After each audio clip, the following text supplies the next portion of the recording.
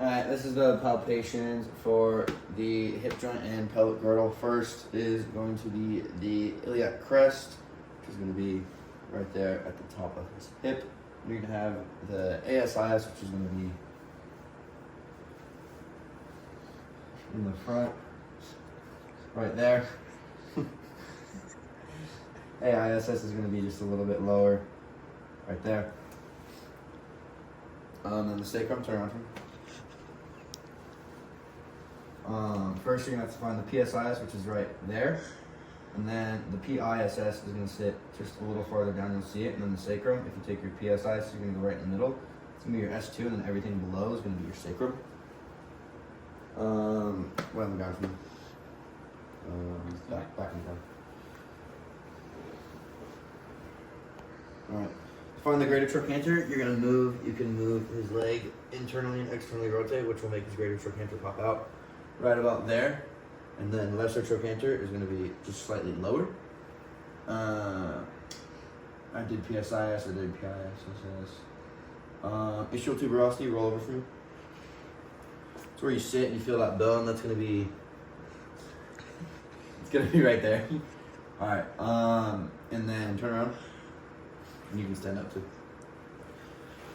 For palpating your pubic symphysis, you're going to take your hand, the top of your palm, and line it with your belly button and go down. And it's going to sit right about there. Moving into the muscles, we have the iliac psoas, which is your iliac, and your psoas major and minor, which if you turn around are going to be all that fiber down here. Those are going to be your major and minor. And then your iliac psoas, turn around for me. Your iliac psoas also sit out there on your back. Forward for me. You're going to have your rectus femoris, which is going to be the middle of your quad.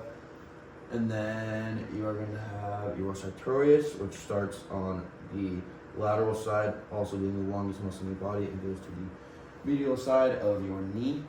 You're going to have your pectineus, which sits in there,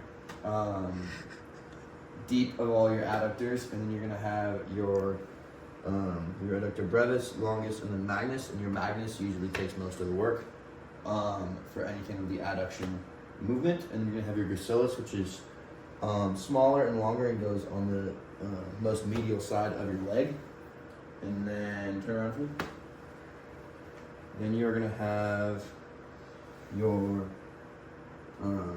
semimembranosus, semitendinosus, and your biceps femoris is going to be on your lateral side, along with your glute max, which is here, glute med, which is going to be more on the outside, and then your glute min, which is going to be deep in your glute area.